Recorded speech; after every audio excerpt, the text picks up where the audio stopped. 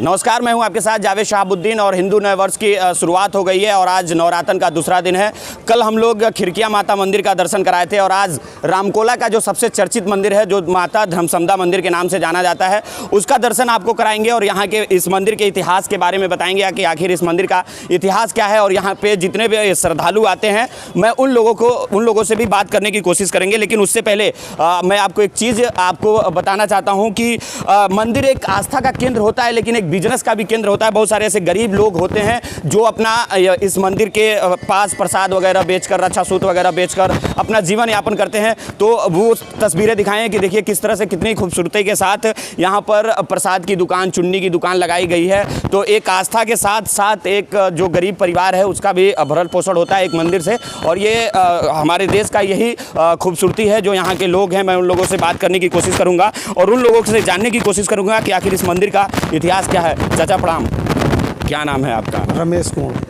इस मंदिर के बारे में आपको क्या जानकारी है? जब भी मैं आता हूं तो आप अपना यहाँ पे दुकान लगाते हैं। इस मंदिर का प्राचीन दुर्गा मंदिर है। यहाँ अपने लोग आते हैं, अपनी मन्नत को मानते हैं, माँ उनकी मन्नत पूरा करती है। फिर भी श्रद्धालु आके अपना दर्शन करते हैं।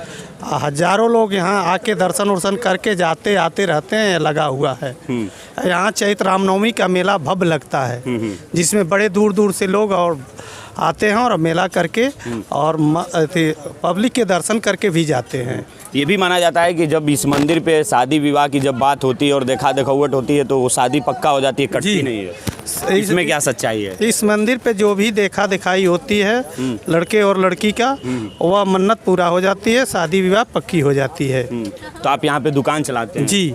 तो अभी तो 2-3 साल कोरोना काल रहा, अब कहीं ना कहीं कोरोना काल से उभरे हैं, तो दुकानदारी ठीक ठाक चल रही है? हाँ, तो कोरोना काल में तो दुकान बहुत मंदी चली, मंदिर पे भी लोग दर्शन करने नहीं आए।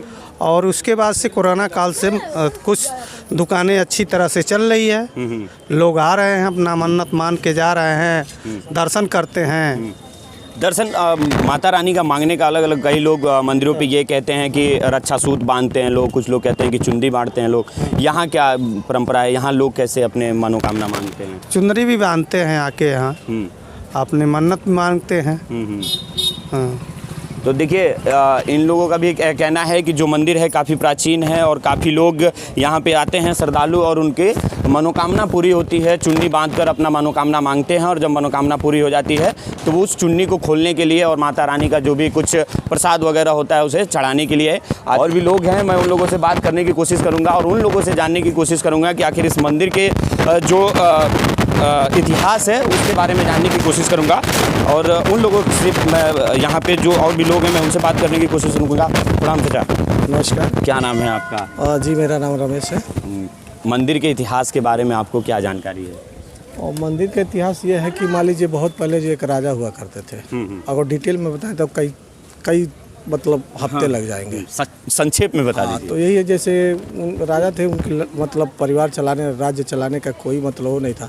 तो जैसे होता है ना कि मतलब कहीं से दिखाया जाता है कि मेरा लड़की हो या लड़का हो, तो ऐसे भी दिखाया था कि हाँ आपका मतलब उसमें है कि वो होगा, तो दिखाए। और उनकी पुत्री हुई तो उनका जैसे होता है कि कुंडली बनता है ना, कुंडली दिखवाए तो कुंडली में लिखा था, योग्य था कि ये जब इसकी शादी को कोहबर जो जैसे देहाती में कहते हैं सुहागरात, उसमें देहाती में से कोहबर होता है। तो कोहबर में ये होगा कि वो कहीं कि मतलब ये जब जाएंगे तो मतलब इनको शेर मार डालेगा। तो ये हुआ कि चारों तरफ से देखिए दिख रहा है ना, मतलब ये तालाब है, इधर भी तालाब है, ये रास्ता नहीं था, न उधर से न इधर से, तो बीच में ये बनवाया गया। अब तो काफ़ी लंबा हो गया। तो वही हुआ कि मतलब उनके साथ वो नाउन गए, जैसे अपने वो होता है कि बुकुआ लगाया जाता है, जिसको उसमें वो सभी धर्म में जब शादी होता है तो उपतन होता है। तो वही जैसे मजाक चल रहा था, तो कही कि ये देखिए शेर, तो वो झिल्ली का शेर बना के दिखाई कि ये शेर हो, तब तक वो अचानक शेर बन गया। वही राजा को मतलब वो मार दिया, राजा को मार दिया, मतलब जो दूल्हा होता है मतलब होता है, वो मार दिया। तो उसके बाद से क्या की मतलब ये सोची कि जब ये मर गया तो मैं रह के क्या करूँ। उन्हीं को ले करके मतलब जो क्या की मस्जिदा पे बैठ के अपने आप को भी आग ने आहुति कर ली। तो उसी के नाम से मतलब ये चलता था। पहले कुछ था भी नहीं, धीरे धीरे प्रचलित लोग आते गए, श्रद्धा पूरा होता गया, बढ़ता गया बढ़ता गया बढ़ता गया। चर्चा होने लगी कि माता धर्म समय जो भी मतलब दिल से मांगता है उस पर पूरा होता है। नहीं मानने वाले को तो क्या है। कहानी बताते समय आपकी आंखों में आंसू आ गई।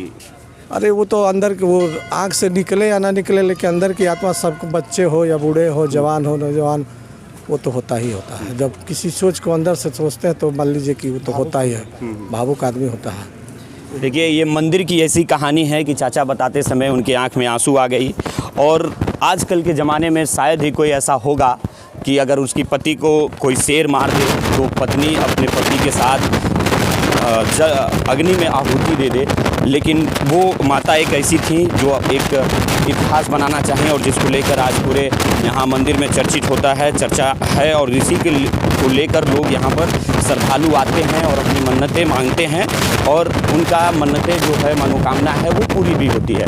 और भी देखिए यहाँ पे जो छोटे छोटे बच्चे हैं दुकान लगाकर अपना व्यापार कर रहे हैं और जितने भी श्रद्धालु आते हैं वो माता रानी का दर्शन करते हैं और अपना जो सच्चे दिल से मनोकामना मांगते हैं वो पूरी होती है। यही वो मंदिर है जिसका इतिहास अभी वो चाचा जी बता रहे थे कि एक राजा जी थे और उनका राजपाट चलाना था, उनकी कोई बच्चे नहीं हो रहे थे तो वो कहीं दिखाए तो उनके कुंडली जो थी उसमें ये माना गया कि लड़की होगी और लड़की पैदा हुई भी। और जब उसमें ये भी कहा गया था कि जब उनकी शादी होगी तो उनके कोहबर के दिन उनको, उनके जो शौहर होंगे यानी उनके जो हस्बैंड होंगे, उनको शेर ने मार डालेगा। और इसी तरह की कहानी अभी चाचा जी बताए। और यही वो देखिए पोखरा है, चारों तरफ से पोखरा भी कुड़वा दिया गया था कि अंदर राजा के जो राजमहल है उसके अंदर कोई घुस ना पाए। लेकिन उसके बावजूद भी वो शेर अंदर गया और जो वर था, जो दूल्हा था, उसको शेर ने मार दिया। और वो जो माता थी वो अपने वर के साथ उसी अग्नि में विलीन हो गई और अपना आत्मा देखिए जो बुकुआ का उपटन की लोग कहानी बताते हैं कि देखिए हाथ में बुकुआ का उपटन जो लेकर झिल्ली में एक नकली शेर बनाई थी और उसको कही थी कि शेर आ गया। तो देखिए सच में यहाँ पे शेर आ गया था और जो राजा थे उसको शेर ने मार डाला था। और इस तरह से ये मंदिर की कहानी बनी और ये मंदिर यहाँ पे स्थापित है। और इधर देखिए जिस कहानी को लोग बता रहे थे, जो कोहबर में चारों तरफ नदी के किनारे ऐसा बना दिया गया था कि देखते हैं शेर आता कैसे है।